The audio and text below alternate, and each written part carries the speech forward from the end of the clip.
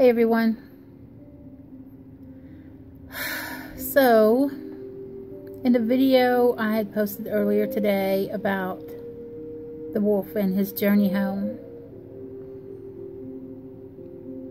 when I had this vision, there was quite a lot more to the story than I spoke to you in the video.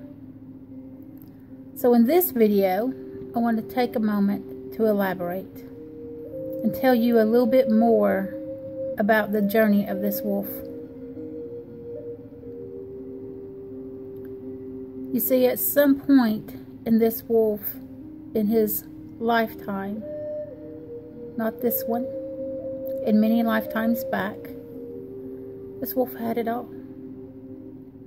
This wolf was truly blessed with a wonderful life. He had everything you could possibly want. There was nothing more he needed. His riches were not necessarily measured in monetary things, material things, because a wolf doesn't see the world in that way, does he? No. Material and monetary things mean nothing to the wolf. But in all the other ways that one could be rich, this wolf had it all. And for some reason, at some point in that particular lifetime, toward the end of that life, that wolf began to feel unworthy of such great riches. Now, I'm not shown exactly what it was that made the wolf feel so unworthy, but he began to think, who am I and why do I deserve all of this? Why is it that I have all of this when others around me do not? They are just as worthy as I. Why don't they have it too? So this troubled the wolf so very much.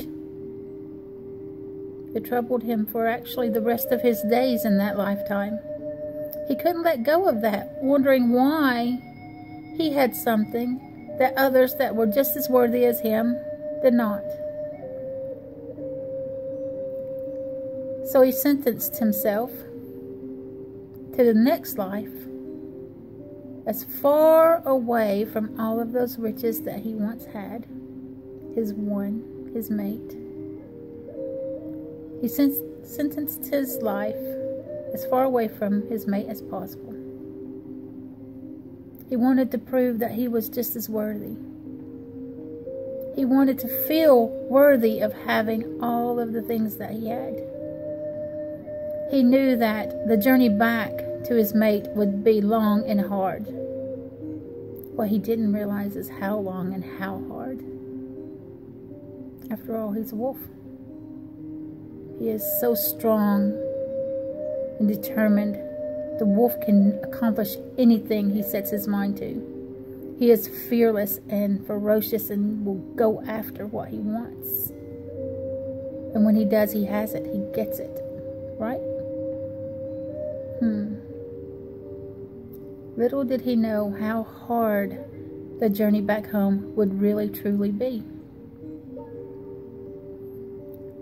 So, upon his death, in that lifetime, he sentenced himself as far away as possible. And when he was reborn, immediately, he hit the ground running toward his mate. With all that youthfulness and stamina, the eagerness, and a bit of ego in there as well. Thinking, this will be a piece of cake. I've got this. I'll be there in no time. I'll be there in a minute. Then life came at him. Obstacle after obstacle, storm after storm, the terrain rocky. Mountains like he's never seen, he had to climb. He had to let go of a lot of fears, a lot of gorges that he had to leap over. And at first, he was climbing those mountains, jumping over those gorges. Nothing created that fear in him? Nothing. He was fearless.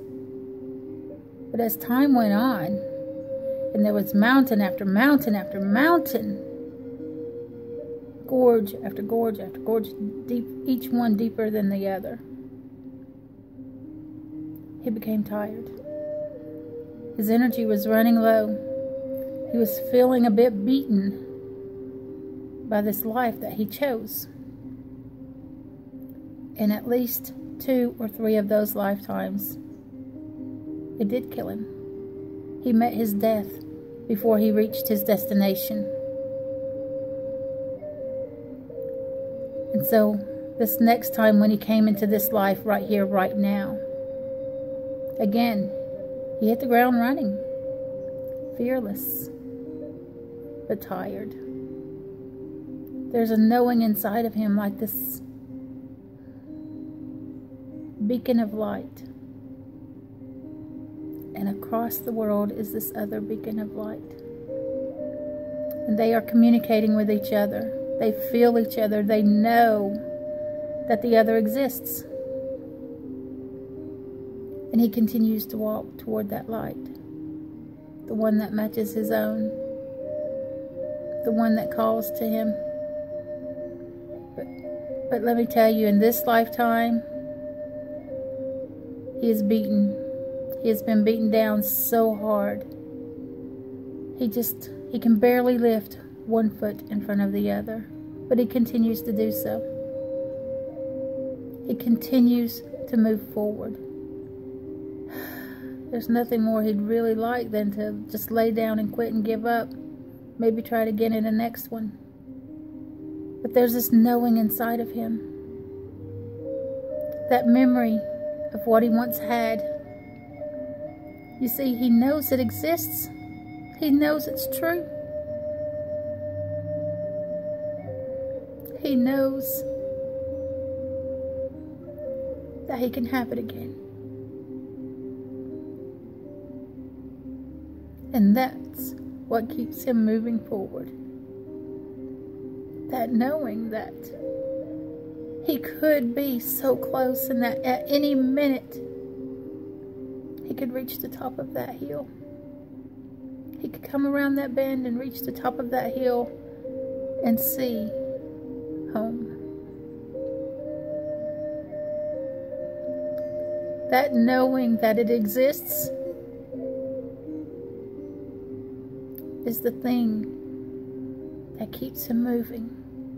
He is tired, he is cold, he is wet. He would love to take a break, but it is not within him. That pull is so strong. And he must get there. He doesn't, at this point in this particular lifetime, he's starting to feel like he can't do this all over again. He can't do another life like this. So he has to reach it in this lifetime because he's worried that he won't be able to do it again. He won't be able to climb not one more mountain or jump over one more gorge. He just doesn't have it in him at the moment. So he keeps walking knowing that his mate exists. They are there and they're waiting just around the bend and over the hill. So he still lifts one foot in front of the other. His head is down and he's so weary and he's not even looking at where he's going. He's just following that calling, that call from home.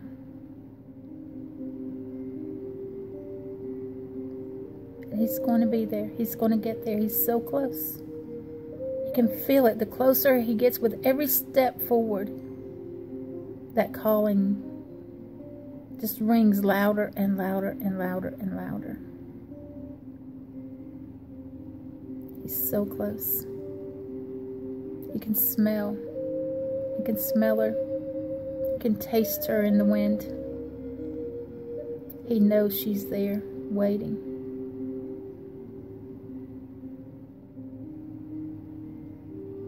So there you go. That's the full story of this wolf so far. We'll see what tomorrow brings.